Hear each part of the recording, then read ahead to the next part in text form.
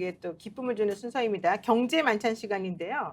오늘 예고해드린 대로 세계은행 시니어 이코노미스트로 계신 최지은 박사님 모시고 또 세계 경제 한번 알아보는 시간입니다. 박사님 안녕하세요. 네, 안녕하세요. 네, 우리 최지은 박사님께서는요 세계은행에 지금 근무하고 계시죠. 네. 시니어 이코노미스트, 엄청난 아닙니다. 하버드 나오시지 않았습니까? 네, 옥스퍼드도 나왔습니다. 네. 아, 옥스퍼드에서 박사했고 박사를 하버드에서 하시고. 석사했고. 와, 그러면 네. 석사는 하버드에서, 네. 박사는 옥스퍼드에서, 네. 학사는 어디서 하셨습니까? 한국 서강대학교에서 했습니다. 서강대에서. 네, 야, 이렇게 공부 잘하는 사람이 있군요. 아유, 아닙니다. 제 주변에서 네. 본 사람 중에 제일로 네. 공부 잘하는 사람 중에 한 명이네요. 야, 그럼 영어도 잘하시겠네요. 아, 예. 중국어도 잘하고. 중국어도 잘하고. 네. 자화자찬이 심하신. 어쨌든 간에. 어쨌든 이준석 그 국민의힘 대표보다 더 공부 잘하시는 분이네요. 아, 그거는 이준석 대표가 훨씬 더 저보다 맷집이 강하다는 거는 맷집은 제가 강할 것 인정하겠습니다. 같습니다. 네, 어쨌든 간에 어쨌든 참 좋습니다. 저는 공부 잘하는 분 보면은 이렇게 약간 쫄리지만 어쨌든 부럽습니다. 아이고. 자, 근데 네. 원래는 좀 정치의 뜻이 있으셨다가 사실은 돌아가셨어요. 네. 제가 이제 지난 총선 전에 영입인사로 영입이 됐고, 이제 부산 지역구에서 낙선을 했고, 또 뭐 대선 뭐 여러 번 이제 그런 경험을 하다가 정말 많이 배웠고, 지금은 제 원래 직장에 세계은행으로 다시 가가지고, 근데 워싱턴 DC에 있는 본사로 가지는 않고, 네네. 한국 사무소에 지금 가서 제 분야에서 이제 디지털 경제나 산업통상 분야에서 동아시아 지역을 담당하는 일을 맡고 이제 최근에 시작을 해서 지금은 굉장히 이제 즐겁고, 네. 오늘도 이제 학회에서 발표를 하고 왔는데 논문 발표하고 이런 게 너무 행복하고 지금은 굉장히 즐겁게 지내고 있습니다. 김도움님에게 석패한 그 양반 아니냐 이렇게 물으시는데요. 제가 정말 죄송합니다, 여러분. 야, 정말 대단하시네요. 네. 스펙이 엄청나십니다. 자, 어쨌든 이렇게 훌륭하신 분하고 같이 말을 섞게 되는 이 자리 정말 영광입니다. 제가 영광입니다. 네. 자, 어쨌든 이제 오늘 또 예고해드린 대로 질문 한번 해보겠습니다. 정치 관련된 이슈는 물어보지 말아달라 이렇게 또 저에게 신신당부를 하셨기 때문에 그 관련된 이슈는 제가 살짝 눈치껏 알아서 질문하도록 하겠습니다. 자, 요즘 국제경제 이슈가 너무 중요하기 때문에 네. 일단은 바이든이 주도하고 있는 미국 경제부터 한번 여쭤보는 걸로 하겠습니다. 오늘 주제가요, 미국발 경제 위기거든요. 이제 이게 사실은 중요한 이유는 결과적으로는 우리나라에까지 영향을 미치고 있기 때문이죠. 일단 현재 지금 전 세계적으로 엄청난 경제 위기 상황이기 때문에 전체적인 총평을 한번 좀 듣고 싶습니다. 네, 지금은 굉장히 어렵죠. 40년 동안 뭐 가장 우리가 걱정했던 인플레이션 상황이 왔고, 그러니까 거의 제 생애에서 저는 경험해보지 못한 그런 인플레이션을 처음으로, 그러니까 그런 물가 상승을 처음으로 이제 경험을 하는 거예요. 대부분의 젊은 세대가 그럴 텐데, 지금 뭐 미국에도 마찬가지로 이렇게 인플레이션이 굉장히 심하니까 그렇죠. 코로나 이후에 그 많았던 그 유동성을 이제 금리를 인상해서 축소를 하려고 하는데 정책 실패도 좀 있었던 것 같아요. 좀 더 금리 인상을 오히려 더 빨리 했더라면은 지금처럼 과도한 인상을 하는 것보다는 조금 더 천천히 가지 않았을까라는 비판이 있고, 네. 결국 그 가격이라는 거는 수요가 공급보다 더 많아서 생긴 건데 지금 그 코로나 동안에 조금 잠잠했던 수요가 다시 올라가고 있고, 공급은 이제 우크라이나라든지 뭐 이런 공급망 쇼크 때문에 오히려 줄어들고 있고 이러면서 한동안의 인플레이션이 좀 계속되지 않을까. 그럼에도 불구하고 지금 수치만 봤을 때는 미국도 그렇고 고점을 지금 찍고 조금 내려가지 않았나라는 설도 있거든요. 그래서 뭐 올 하반기 내년 초 정도에 계속 지켜봐야겠지만 미국에서 목표하는 인플레이션은 2% 정도인데 네. 만약에 그만큼 접어들면 안정됐다고 볼 수 있어서 2%가 지금 미국 인플레이션 2%가 됐냐 안 됐냐 여기에 따라서 앞으로 금리라든지 전 세계의 경제가 좀 밀접하게 관련이 있을 거라고 보입니다. 사실 그게 이제 코로나가 되면서 네. 그 당시에 트럼프가 대통령이었었잖아요. 네. 근데 그때 미국이 달러를 마구마구 찍어내고 사람들에게 환심을 사기 위해서 돈을 막 뿌렸잖아요. 네. 그래서 그 돈이 너무 많이 뿌려져 있는 상황에서 돈이 너무 시장에 많이 풀리다 보니까 그 돈을 주체를 못 해가지고 네. 인플레가 너무 심해졌던 거 아니겠습니까? 뭐 그런 측면도 있을 수 있는 게 사실 코로나 상황 이후에 네네. 굉장히 뭐 미국 금리나 뭐 부동산도 마찬가지로 한국도 마찬가지지만 주식이나 굉장히 많이 올라갔고 실제로 고용은 오히려 네. 일하는 사람 오히려 수요 그런 공급이 줄었어요. 노동 공급은 네. 나이 드신 분들은 뭐 조기 은퇴도 하시고 뭐 이러면서 노동자들의 그 공급은 많지 않고 그래서 고용 시장은 오히려 임금을 더 올려야 되고 좋아졌잖아요. 예. 뭐 이러면서 계속 인플레이션이 이제 뭐 그런 경기뿐만 아니라 노동시장 이렇게 계속 연관을 해가지고 지금은 수입하는 뭐 물가 이런 것들이 다 이제 인플레이션이 연결이 됐던 측면이 있는데 문제는 지금 다시 금리를 올려가지고 네네. 통화 정책을 하고 있는데도 생각만큼 금방 잡힐 줄 알았는데 그 인플레이션이 원래 안 잡힌다. 계획했던 것처럼 안 잡히고 있기 때문에 지금 문제가 되고 있는 거예요. 네. 그런데 또 트럼프 대통령도 그랬지만 바이든 대통령도 지금 미국 우선주의를 하면서 그렇죠. 뭐 이번에 뭐 인플레이션 감축 법안 뭐 이런 걸 했는데 사실은 미국이 이제 해외 기업을 미국에 유치하겠다는 건데 이러면은 결국은 미국의 일자리가 더 많이 생기는 거잖아요. 네네, 그렇죠. 미국 경제로서는 좋겠지만 그러면 지금 안 그래도 미국의 그 일자리에서 그 노동 공급은 줄어드는데 수요가 더 올라가면은 미국 임금은 오히려 더 올라갈 수가 있어서 미국 내의 물가를 봤을 때 이게 오히려 중기적으로는 위험 요소라고도 또 보이거든요. 네네. 그래서 한편으로는 우리가 인플레이션 2%도 봐야 되지만 또 한편으로는 미국 노동 시장이 그래도 좀 경직돼서 미국이 어느 정도 좀 경기 침체를 겪어야 사실은 인플레이션이 오히려. 만회가 되는데 그렇죠, 지금 그 그렇죠. 반대 행보도 좀 하고 있는 면이 있어서 그런 것이 조금 위험 요소로 보입니다. 그러니까 미국이 일방적으로 자기네가 강대국이라는 그리고 달러도 만두에 찍어내고 자기네가 그냥 정책을 펴기만 하면 다른 나라가 어쩔 수 없이 끌려갈 수밖에 없다는 이런 걸 이용해가지고 마음대로 하는 것 때문에 사실은 환율도 오르고 금리도 오르고 이런 일이 벌어지지 않습니까? 미국은 사실은 한 나라일 뿐이고 미국 중앙은행은 우리 한국은행과 마찬가지로 미국 연준은 결국은 미국 통화를 달러가 지금 세계에서 쓰고 있지만은 네네. 미국 입장에서는 자기 나라 통화고 미국 이익에 맞게 이 통화 조절을 할 수밖에 그렇죠. 없죠. 예. 그렇게 되지만 다만 지금 경제 상황이 미국이 인플레이션을 다른 나라로 수출하는 것과 같은 상황이 된 것이 미국이 지금 통화 조절을 하기 위해서 금리를 올리면은 네.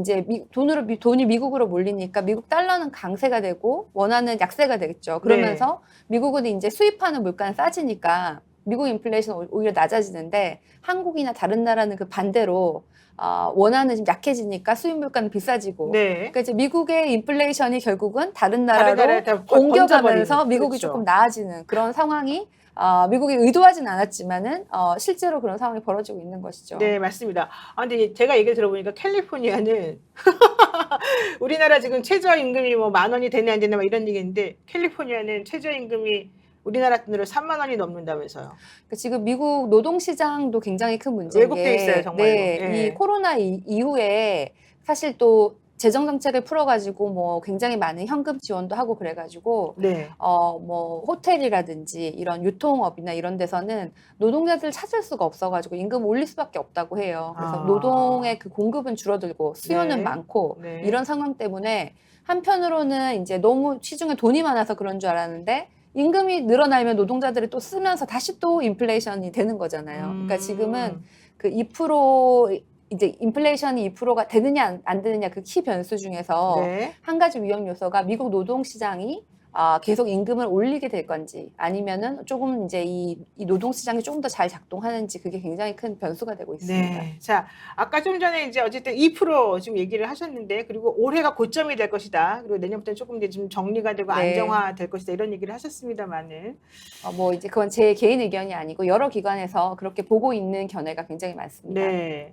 그래서 어쨌든 완화 기조로 전환할 가능성이 조금 있어 보인다. 이제 이런 얘기를 지금 하고 계셔요. 네, 그러니까 아마 올해 말이 지금 어느 정도 지금 인플레이션을 고점에 찍었다라고 생각하는 분들도 계세요. 근데 이게 네. 이제 아까 말씀드린 것처럼 5월 말 내년 초에 미국이 지금 목표하는 인플레이션 2%인데 그까지 접어들면은 그 말이 맞는 것이고 여러 위험 요소 때문에 그렇지 못하면은 이제 이거 또 조금 더 길어질 수 있는 건데 아마 지금 많은 분들은 사실은 이제 인플레이션이 2%가 되면은 물가는 그러면은 이제 어느 정도 안정이 되니까 내년 초에는 좀 안정이 될 것이다 이렇게 보이고 그러면은 금리도 따라가겠죠. 네네. 근데 그게 이제 국채 미국의 금리는 미국 국가에서 발행하는 국채 금리는 그렇겠지만 시장 금리는 사실은 정책을 선반영하거든요. 그래서 오히려 조금 더 빨리 금리가 더 내려갈 수도 있어요. 그래서 네. 정말 미국 인플레이션 숫자만 잘 잡히면은 올 연말에도 빠르면은 미국 금리가 조금 내려가면 그런 게 한국에도 영향을 미칠 수가 있는데 문제는 환율은 또 그것과 또 같이 가지는 않고 예를 들어서 미국 주식 시장은 아직도 좀 고평가되어 있다고 보는 시각도 있거든요. 네. 그러면은 사실은 미국 시장에 만약에 빠지면은 또 이런 게 변동성이 돼서 이머징 마켓으로 보이는 한국에는 환율에도 영향을 끼치기 때문에 환율은 아직까지도 불안 요소가 조금 더 있다 이렇게 보입니다. 아까 어떤 분이 환율 2,000원까지 갈까요? 이렇게 물어보셨습니다. 뿜뿜 루시아님께서 이렇게 물어보셨는데 어떻게 보세요? 그러면 제가 건진법사가 아니라서 그 숫자는 제가 잘 모르겠지만 네. 뭐 1,500원까지는 많이 생각을 하시는 분들도 뭐 1,500원까지는 있고, 우리가 좀 예. 좀 뭐 그냥 견디겠습니다. 제가 네, 사실은. 네. 그런데 이제 정말 그 미국의 물가 잡히는 것, 또 뭐 고용, 그리고 미국 주식 시장 이런 것들이 다 큰 변수가 될 것 같고, 한동안은 뭐 지금 이 정도 상태로 되지 뭐 크게 떨어질 일은 없을 것 같다. 뭐 이렇게 대부분의 사람들이 이렇게 생각하고 있습니다. 자, 근데 사실 또 제가 생각하기에 또 하나의 변수는 이제 11월 달에 있는 중간 선거가 또 좀 네, 중요할 것 같은데 그건 네. 어떻게 지금 예상하십니까? 뭐 아무래도 선거 전에는 미국 정치에서도 아마 조금 더 뭐 인플레이션 감축 법안이나 이런 것도 좀 빨리 통과할 의지가 있었겠죠. 네네.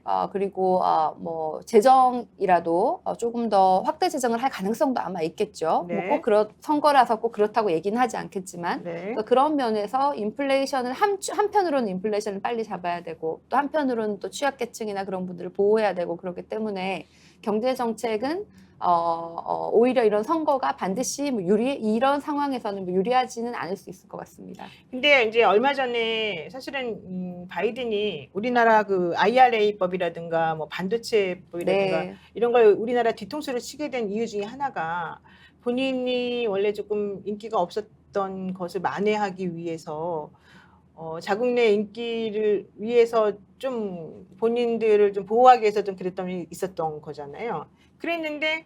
그래서 어쨌든 뒤통수를 쳤는데 요즘에 조금 본인의 인기가 좀 떨어졌다는 얘기를 제가 좀 들었었거든요. 좀 그런 면이 있었나요? 뭐 그런데 아무래도 뭐 경기가 안 좋으면은 여당의 대통령이 당연히 인기의 영향을 받겠지만 그거보다는 이 통화 정책은 여당 야당을 떠나서 중립적으로 연준해서 하는 것이기 때문에 이 금리, 인플레이션을 너무 정치적으로 볼 것은 아닌 것 같습니다. 다만 이제 중국 견제를 하기 위해서 네. 뭐 아까 말씀하신 것처럼 뭐 어느 정도 뭐 공급망에 대해서 조금 조절을 하고 이런 것은 정치적인 뭐 그거는 정치에서 결정을 하는 것이 많으니까 그렇지만 금리만큼은 좀 더 중앙은행의 독립적인 기관이 따로 움직인다고 볼 수 있을 것 같습니다. 그런데 지금 만약 그렇다고 치면요, 우리나라 윤석열 대통령이 어젠가 오늘인가 이제 발표한 내용에 따르면 바이든 대통령하고 열린 마음으로 그 IRA법에 대해서 좀 다시 논의를 해보겠다라고 했다는 거예요. 그럼 그런 가능성도 좀 있어요? 솔직히 말해가지고 저는 그건 아닌 것 같은데. 저는 사실 이거는 뭐 미국이 WTO를 선두로 한 국제 통상 질서를 만드는 데 최첨단에 있었는데 지금 미국이 스스로 국제 통상 질서에 반하는 행위를 하는 건데 여기에 대해서는 우리가 목소리를 내야 된다고 생각을 합니다. 그런데 그럼에도 불구하고 구체적으로 우리 대통령과 바이든 대통령이 만나서 무엇을 할 수 있을까는 좀 네. 사실 외교적으로 풀어야 되는 문제라고 생각을 하고 예를 들어서 우리가 지금 뭐 WTO에 제소를 한다 그래도 시간이 굉장히 네, 오래 걸려요. 네. 그래서 현실적으로 구체적으로 무엇을 할 건지에 대해서는 우리 정부에서 아마 열심히 하시는 분들이 있겠죠. 그래서 그분들이 해법을 좀 내놓으시기를 좀 기대하고 있습니다. 근데 아니 해법을 내놓는 걸 기대는 우리가 할 수 있겠지만 할 수 있는 방법이 없잖아요. 이미 다 끝난 거 아닙니까? 이미 발표를 했고 네. 사실은 뭐 윤석열 대통령 제가 이거는 이제 뭐 제 그냥 개인 의견이고 뭐 세계연의 입장도 아니고 제 개인 의견인데 아마 지금 외교 문제에 대해서 특히 이제 미국에 뭐 대해서 이렇게 퍼주기 하고 네네. 뭐 이렇게 뭐 제대로 챙기지 못했다 이런 네. 비판들을 많이 이제 좀 수용하시고 이걸 좀 어떻게 만회하고자 해서 나오는 메시지일 수도 있고 그냥 사람들이 보여주기로 내가 네. 뭔가 좀 노력하고 있다 이런 것뿐이지 현실적으로 할 수 있는 건 그러니까 없지 않나요? 구체성은 아직까지 우리가 들어본 게 없지 않습니까? 예, 예. 그래서 이제 그거는 좀 확인이 앞으로 어떤 메시지가 나오는지 확인을 할 필요가 있을 것 같습니다. 그러니까 네. 제가 궁금한 거는 어쨌든 법이 통과됐다라고 한다면 현실적으로 할 수 있는 건 없지 않냐. 우리나라 같은 경우는 예를 들면 훈령이라든가 규칙이라든가 이런 거를 조금 미세하게 조정해가지고 뭔가 해볼 수 있을 여지가 앞으로 있을 수도 있겠지만 혹시 미국 같은 경우에도 그런 식으로 뭔가 조정할 여지가 남아있는 건지 아니면 이미 끝난 건지. 일단 법은 통과됐고요. 네, 근데 이제 그러니까. 다른 예를 네, 들어서 네. 예를 들어서 이제 또 다른 우리가 지금은 한편으로는 이게 우리 전기차가 지금 이런 미국에 상대적으로 우리가 지금 경쟁력이 굉장히 빨리 높아지고 있는데 미국에 수출을 하려고 했더니 오히려 손해 보는 게 아니냐. 그런데 또 한편으로는 사실은 지금 우리 그 원화 약세가 전기차 입장에서는 오히려 이게 기회일 수도 있거든요. 아, 그래요? 왜요? 예. 이제 싸니까요. 한국도 미국에서 달러가 강하니까 한국차 갑자기 싸지는 거죠. 네, 그렇죠. 그래서 이제 이게 이 보조금과 했을 때 네. 얼만큼 손해를 보냐 이건 사실은 좀 봐야 될 수도 있어요. 그래서 일단 지금 이 IRA 때문에 한국 전기차가 상대적으로 이제 좀 이렇게 불공정하다 여기에 대해서는 당연히 얘기를 해야 되지만 그렇다고 한국 전기차의 경쟁력이 미국에서 떨어졌느냐 그건 아닐 수도 있거든요. 그래서 이거는 대통령이나 한국 정부가 할 일은 해야 되지만 그렇다고 한국 전기차 생산이 줄어든다는 꼭 수출이 줄어들기보다는 오히려 늘어날 수도 있을 것 같습니다. 근데 그거는 지금 당장 얘기죠. 왜냐면 네. 환율이 지금은 이제 높기 때문에 지금 말씀은 현 시점에서는 그럴 수도 있겠지만 네, 네. 앞으로 환율이 어떻게 될지 모르는 상황이기 때문에 환율이 만약에 지금보다 많이 떨어지게 된다면은 그건 또 상황이 역전되는 거고 장기적으로 봤을 때 이 법이 앞으로 계속해서 갈 텐데 그건 어떨지 모르잖아요. 그래서 IRA 같은 경우에는 사실은 WTO에 제소를 할 수도 있고 이게 제소가 안 된다는 것이 아니라 시간이 걸린다는 거거든요. 네, 그래서 네. 제소를 해가지고 그 시간 이후에 해결이 되도록 노력을 하는 것도 한 가지 방법일 수 있을 것 아니 같아요. 그리고 사실 우리나라에 그때 현대에도 그렇고 5월 달에 그때 바이든이 왔었었나요? 충분히 우리나라는 정말 많이 퍼줬잖아요. 그러면은 우리나라가 요구할 수 있는 건덕지가 정말 많았었잖아요. 제가 안타까운 게 많지만 개인적으로 다 아시는 얘기고 거기에 대해서는 조금 더 외교에 대해서는 또 우리 여론조사를 봐도 우리 국민들께서 왜 이렇게 바보 같죠 우리는? 우리 좀 부족하다 이렇게 많이 생각하시는 것 같고 할 말은 하겠다 이렇게 말하셨는데 구체적으로 말하신 게 중국도 마찬가지고 미국도 마찬가지고 그런 게 이제 여론조사에 이렇게 생각하는 의견인 것 같습니다. 아니 그리고 그 당시에 캐나다하고 일본 같은 경우에는 본인 자국의 이익을 위해서 어쨌든 했기 때문에 많이 바뀌었잖아요. 사실 미국이 그렇게 정말로 깡패처럼 뭐든지 자기네 마음대로만 하고 그런 나라가 아니고 얘기를 하면 수긍해서 고쳐줄 수 있는 건 한마디로 고쳐주는 나라란 말이에요. 근데 우리나라는 그런 기회가 있었는데도 안 고쳤다는 게 바로 펠로시가 그때 한국에 왔었을 때 대사관에서 이런 식으로 지금 뭔가가 돌아가고 있습니다라는 보고서를 냈다는 거잖아요. 그런데도 불구하고 그것을 쌩까고 내지는 대통령에게 보고가 들어가지 않고 자기는 지금 연극 보러 가가지고 거기 연극 본 배우들하고 밥 먹었다 술 먹었다 이런 얘기가 나오는 거잖아요. 그러니까 이제 펠로시를 만났다고 이게 얼마나 달라졌냐 이거는 알 수가 없지만은 우리 국민들께서 보시기에는 좀 충분하지 않은 점은 굉장히 많다 이런 생각은 저도 충분히 동의를 합니다. 제가 지금 세계은행 소속으로 나와가지고 정치인처럼 시원하게 말씀을 못 드려서 답답한 점이 좀 있습니다. 네, 제가 너무 지금 곤란하게 지금 하고 있어서 너무 죄송해요. 솔직히 말하면. 좋아하시는 것 같은데요 지금. 재밌어 하시는 것 같은데요. 솔직히 그런 면도 있습니다. 그럼 좋아요. 본인이 그런 곤란하지 않을 질문할게요. 세계은행에 계시니까 네. 자, 세계은행은 뭐 하는 데입니까? 솔직히 말해가지고.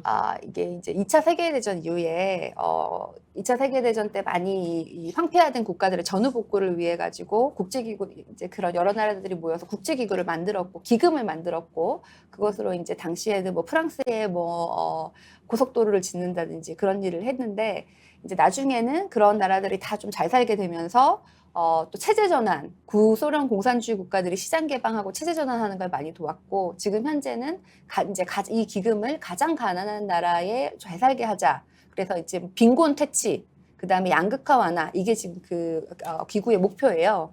그런데 한국의 경우에는 굉장히 독특하게 세계은행에서 차관을 엄청 받았다가 지금은 이제 돈을 주고 빌려주는 나라가 됐잖아요. 그래서 굉장히 기적이죠. 이제 그런 개발도상국에 가면은 한국에서 온 것만 해도 이제 희망이 됩니다. 사실은. 그래서 사실 제가 이제 부산에 출마를 한 적이 있지만 부산항도 세계은행 돈으로 더 커졌고 뭐 직업 교육소 뭐 이런 거 익스펜션이 보면은 있다는 것은. 네, 익스펜션이 됐고 뭐 직업 훈련소나 여러 가지 우리가 지금 보면 우리가 알고 있는 많은 것들이 사실 보니까 1999년까지도 차관을 받은 적이 있더라고요.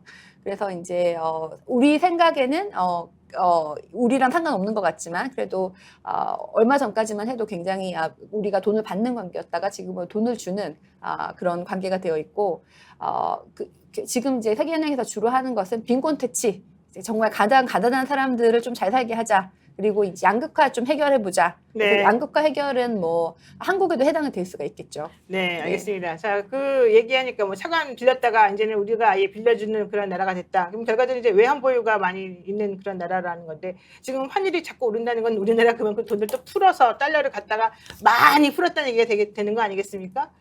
어떻게 됩니까? 외환 보유. 외환 보유고는 지금 사실은 이제 갑자기 환율이 높아지니까 너무 많이 푸른 거 아니에요? 그러면은 이제 네. 걱정을 하시는데 네. 물론 이제 주의 깊게 봐야 되지만은 우리가 1997년도에 우리가 네. 다 기억했던 우리가 그때 IMF라고 부르는 게 사실은 이제 이 외환 보유고에 대한 네. 위기였잖아요. 네, 외환이 막 네, 없어 이제 네. 거덜날 때가 됐어요. 네, 그래서 이제 IMF하고 세계은행이 이렇게 나란히 같이 있고 이렇게 이 비슷한 조직인데 IMF 같은 경우에는 국제 통화를 안정시키는 걸 목표로 해가지고 당시에 한국의 그 보유고가 없고 국제 통화 안정을 위해서 돈을 빌려줬고 뭐 네. 이랬던 상황이에요.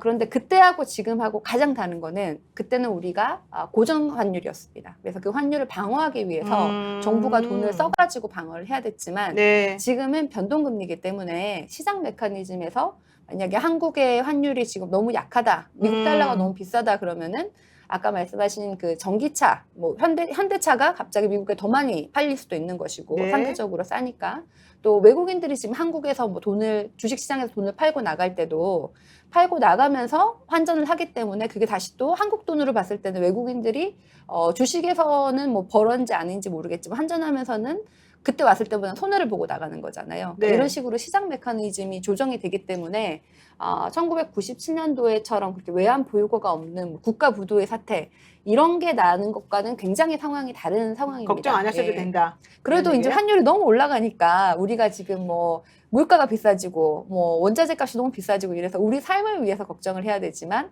국가 부도랑은 다른 문제로 이제 걱정을 해야 되는 것이죠. 알겠습니다. 이 질문이 하나 들었습니다. 시진핑 주석 3년임이 확정이 되면 경제 정책이 어떻게 진행이 될지 지금 자금이 봉쇄가 돼서 중국에 자금이 묶여 있는 분들이 많습니다. 이런 질문이 들었어요. 네, 뭐 중국의 한국 분들이 자금을 많이 중국에 묻고 계시나요? 네, 제가 그분들의 상황을 잘 이해하지도 못하지만 네. 중국도 지금 코로나 때문에 봉쇄를 하고 있는데 이게 언젠가는 이제 조만간 풀릴 것이다, 올 가을에 풀릴 것이다 이러면서 지금 계속 연기가 되고 있잖아요. 네. 그래도 조만간 풀릴 거라고 많은 사람들이 전망을 하고 있습니다. 초긍정인데요. 초긍정인가요? 아니 이게 계속 네. 이제 뭐 공급망이 완화되고 이런 건 훨씬 더 이후의 문제지만 네. 코로나 상황에 대한 봉쇄는 어느 정도 좀 약화되지 않을까 이렇게 많이 중국에 계시는 분들이 많이 그렇게 생각하시더라고요. 네. 자, 가계부채가 1,869조 원인데다가 경기 침체가 심해지고 있는데 이런 상황에서 금리가 대폭 인상이 되게 되면 결과적으로는 서민들과 중소기업의 어려움이 가중이 되고 부동산 위기로 이어지지 않겠습니까? 이렇게 질문이 좀 들어오고 있습니다. 네, 뭐 당연히 이제 이런 금리가 오르면은 네. 부자들이 만약에 뭐 빌렸을 때는 돈을 더 많이 빌리더라도 상대적으로 이 금리에 대해서 충격이 덜한데 취약계층의 경우에는 조금만 빌렸어도 그 소득이 적기 때문에 많이 나가지 않습니까? 네. 그래서 취약계층에 대해서는 충분히 지원을 할 수 있으면 해야 된다고 생각하는데 그렇다고 금리를 안 올리는 것이 아니라 중앙은행의 금리는 지금 시장 경제 우리가 지금 가장 이 물가 안정과 또 미국과의 이 금리에 대해서 뭐 그래도 완전히 뭐 역금리를 해도 된다고 하더라도 완전히 무시할 수는 없잖아요. 그런 걸 고려해서 올리지만 재정 정책이라든지 한국 정부에서 할 수 있는 것은 여기에 대해서 손해보는 그 취약계층에 대해서는 두텁게 지원을 해주는 것이 같이 가야 된다고 생각을 합니다. 네. 근데 지금 여러분께서는 세계은행의 수석 이코노미스트하고 같이 선임. 네. 시니어를 한국말로 시니어. 뭐라고 네. 할지가. 네. 자, 같이 지금 대화 나누는 걸 듣고 계시는데 문제는 이분이 정책을 결정하는 게 아니라는 거. 네. 정책 결정을 지금 네, 정책 결정을 하시는 분 아니잖아요. 그렇죠? 정책 결정은 뭐 통화 당국에서 금리를 결정하는 것이죠. 네, 그게 좀 한국은행, 안타깝네요. 네, 연준. 네. 자, 그래서 오늘 이제 우리가 정말 실생활에 도움되는 걸 하나 좀 여쭤보고 우리가 좀 의사결정안에 도움이 되도록 제가 한번 이걸 여쭤보겠습니다. 삼성이 사실 이제 3분기 실적 그 발표를 네. 했어요. 그런데 어닝 쇼크가 이제 일어났단 말이죠. 사실은. 그래서 생각보다 매출은 늘었는데 실질적인 이득은 좀 줄어들었습니다. 매출은 뭐 2조 얼마나 늘었죠? 2% 정도 더 늘었나요? 근데 30% 정도 순이익이 좀 감소되지 않았습니까? 아세요, 혹시? 제가 주식도 사실은 네. 이게 정말 여러 가지 변수가 있잖아요. 그런데 이제 저는 삼성뿐만 아니라 전반적으로 그냥 한국 주식이 많은 분들이 생각하시기에는 지금 좀 저평가되어 있다. 네네. 값이 좀 싸다 이렇게 보시는 것 같아요. 그래서 이게 장기적으로 봤을 때는 지금 싼 게 맞는데 네. 이게 이제 단기적으로 봤을 때는 이게 지금 제일 싸냐, 더 내려갈 수도 있냐 아니냐 이거는 좀 예측하기가 힘들죠. 미국 주식이 어떻게 될지도 모르고 환율이 어떻게 될지도 모르고 그래서 장기 투자를 하시면은 지금도 괜찮은데 단기적으로는 아직도 불안 요소가 많은 그런 상황인 것 같아요. 삼성도 거기에 해당되는 것 같습니다. 그래서 지금 당장은 아직까지는 바닥은 아닌 것 같은데 사실은 이제 좀 더 내려갈 가능성은 있는데 그래도 내년부터는 이제 치고 올라갈 가능성이 있으니까 뭐 제가 이제 듣기로는 증권 하시는 분들 전문가들한테 얘기를 들어보니까 지금 바닥은 아니지만 내년부터는 올라갈 가능성이 있으니까 이제부터는 천천히 사서 모으는 게 낫겠다 이런 얘기를 좀 하시더라고요. 그런 얘기들을 지금 뭐 어떻게 장기적으로 가지고 얼마나 오래 가지고 있을지가 이제 변수인 것 같은데 내가 뭐 오랫동안 가지고 있겠다 그럼 지금도 좋은 타이밍인데 내가 뭐 한 달 있다 필요하다 그러면 지금이 좋은 타이밍인가 그건 이제 갸우뚱한 거죠. 그러니까 단기 투자냐 뭐 장기 투자냐 이런 식으로 그냥 계속 뭐 그렇게 우리가 계산할 수는 없는 거잖아요. 사실 누구나 이런 투자라는 건 함부로 말할 수가 없으니까. 근데 현실적으로 세계은행이나 이런 곳에 계속 계시는 경제학자로서 지금 현재 우리나라의 이런 그 상황을 보시면 뭐라고 조언해 주시겠습니까? 뭐 주식을 사라요 이런 거요. 뭐 주식 그냥 콕 찍어서 주식을 사라 마라 이렇게 얘기할 수는 없는 것이고. 지금은 경제가 굉장히 위기죠 사실은. 네. 우리가 뭐 IMF 때는 더 했다 뭐 이런 걸로 위로가 되지가 않고 실제로 실물 경제에 계시는 분들도 뭐 손님이 없다 이런 말씀 많이 하시고 또 물가가 얼마나 비싸요. 에너지나 뭐 원자재나 식료품도 많이 비싸잖아요. 그래서 결국은 이게 정책으로 잘 대처를 해가지고 나가야 되고 현명하게 좀 대처를 할 텐데 지금 이렇게 우리나라 정책을 보면은 조금 더 정쟁에 좀 아니고 좀 더 정책으로 와야 되는 게 굉장히 많고 그 정책 내용도 조금 더 우리가 장단점에 대해서 막 얘기를 하고 이건 좀 아닌 것 같은데 이럴 것들이 너무 많은 것 같은데 너무 많은 시간을 뭐 우리 언론이라든지 뭐 뉴스라든지 너무 지금 정쟁에 좀 가 있는 것 같아서 지금은 정책을 얘기할 시간이 왔다 이렇게 생각이 듭니다. 근데 지금 정책이 있습니까? 솔직히 말해가지고. 뭐 정책은 뭐 이제 경제팀도 있고 정책이 있는데 이제 큰 비전 뭐 어느 방향으로 가냐 여기에 대해서는 이제 많은 갈증이 있으신 것 같아요. 많은 분들이. 그러니까요. 네. 그래서 정말 정책이 없어가지고 우리가 지금 걱정인데 더 걱정인 것은 무역 적자가 지금 너무 심하다는 거예요. 지금 무역 적자가 6개월째 계속되고 있다는 거 아니겠습니까? 어떤 신호로 지금 읽혀지나요? 이런 상황 자체가.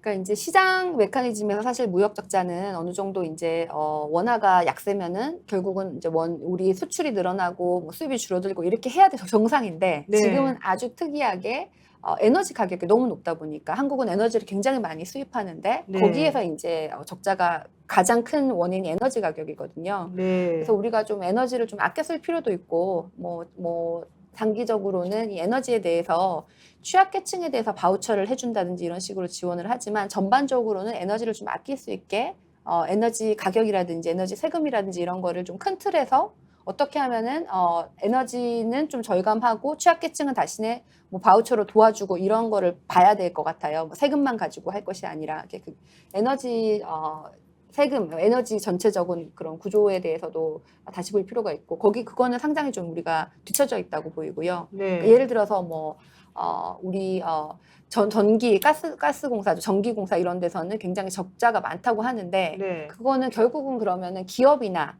굉장히 부자들이 더 에너지를 많이 쓰고 있는데 그거를 결국 장기적으로는 국민의 세금으로 지금 그걸 보조금을 주고 있는 거잖아요. 네. 그래서 오히려 취약계층에서는 당연히 주지만 기업이라든지 부자들한테까지 이거를 서브시디를 해줄 필요가 있냐 이런 거에 대해서는 한번 다시 볼 필요가 있다고 생각을 하고 뭐 동시에 이제 에너지 전환 좀 더 클린 에너지를 사용해서 에너지 수입을 좀 줄이고 이런 게 이제 국내에서 할 수 있는 것 같고 좀 더 국제적으로는 결국 이제 뭐 러시아나 우크라이나의 상황이 좀 진정돼 가지고 에너지 수입원이 뭐 아니면 뭐 생션이라든지 제재가 좀 이렇게 외교적으로 풀려야 에너지 수입이 조금 더 뭐 원활해지고 이런 것들이 동시에 되어야겠죠. 근데 우크라이나하고 러시아 전쟁은 언제까지가 좀 갈 것 같다고 좀 보세요, 그러면? 그런 이거는 것도 뭐 좀 해결이 돼야 될 텐데. 올해 이제 뭐 갑자기 뭐 그렇게 빨리 끝날 것 같지는 않고 그럼 굉장히 내년까지도 계속 갈 어렵고 것 같아요? 뭐 그거는 뭐 언제다 이렇게 말하기는 굉장히 어렵지만 지금 뭐 러시아는 지금 우크라이나를 뭐 점령했다고 주장하고 우크라이나 아니라고 주장하고 이것이 그렇게 빨리 풀릴 수 있는 문제는 아닌 것 같습니다. 아, 그래요? 네. 자, 그렇다면 현 위기를 완화할 우선적인 해법을 우선 좀 꼽아주세요. 저는 가장 피부로 와닿는 거는 지금 우리가 물가도 고금리, 고환율 뭐 이런 얘기들이 다 문제라고 아는데 네. 지금 사실은 우리가 TV나 뭐 뉴스나 이런 거 보면은 정말 다른 얘기가 더 많이 도배가 되어 있어요. 네, 그래서 네. 내 삶에서 이게 자극적이긴 하지만 이게 내 삶에 얼마만큼 도움이 되냐 이거를 봤을 때는 우리 정치가 좀 더 정책을 정말 얘기하는 정치가 좀 됐으면 좋겠다는 바람이 있고요. 네. 그 외에 당장 이제 정책적으로는 아까 말씀드린 것처럼 에너지 부분 전체적으로 에너지를 아껴 쓰면서도 에너지를 클린 에너지로 전환하는 그런 것들을 좀 모색을 해야 된다고 생각합니다. 자, 그런데 대통령이 이제 이런 말을 한답니다. 복합 위기가 상당 기간 지속이 될 것이다.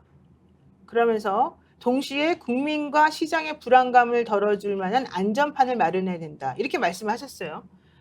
자, 들어보면 당연히 맞는 말이잖아요. 그런데 그래서 뭐 어떻게 하신다는 겁니까? 라고 물어보면 대답이 없는 거예요.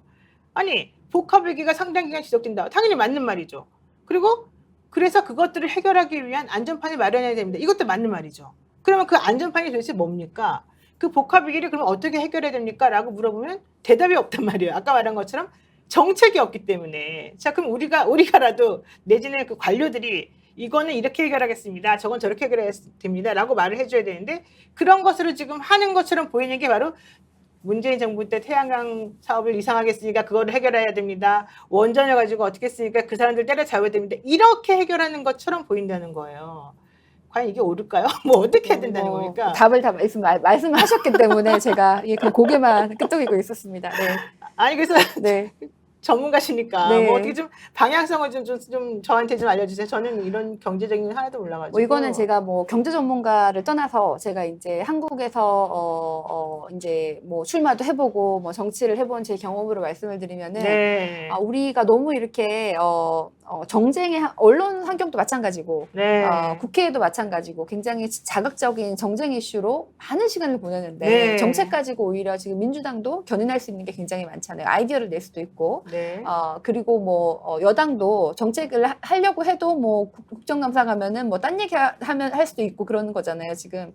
그래서 이런 것들이 뭐 관료들도 해야 되고 정책도 해야 되지만은 정치 영역에서도 지금 너무 정말 큰 갈증이 있는 것 같아요. 네. 우리 국민들이 느끼는 그 정치 혐오 이런 것도 지금 우리가 필요한 그 정책하고 정쟁하고 이 비율 때문에 네, 좀 네. 벌어진 게 아닐까 이렇게 생각합니다. 네, 맞습니다. 오늘 우리 최 박사님하고 이제 얘기를 하다 보니까 우리가 또 느끼게 되는 게 많은데요.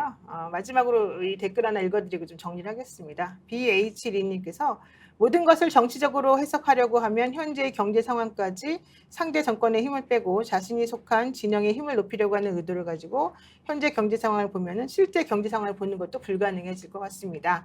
정치적 편애성을 가진 사람들이 경제를 재단하면 100% 틀리게 되는 이유가 바로 이런 것 같습니다. 사실 우리들도 지금 현재 이런 대화를 나누고 있는 우리들도 이 부분은 좀 경청해야 될 부분이 있는 거 아닌가 생각이 듭니다. 그렇지만 어쨌든 여당이 혹은 또 정부가 이런 부분에 대해서는 솔선수범해서 먼저 우리들에게 방향을 또 제시해줘야 되는 게 아닌가 또 생각이 듭니다.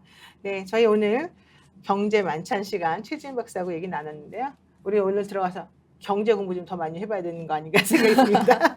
여기까지 하겠습니다. 오늘 말씀 고맙습니다. 고맙습니다.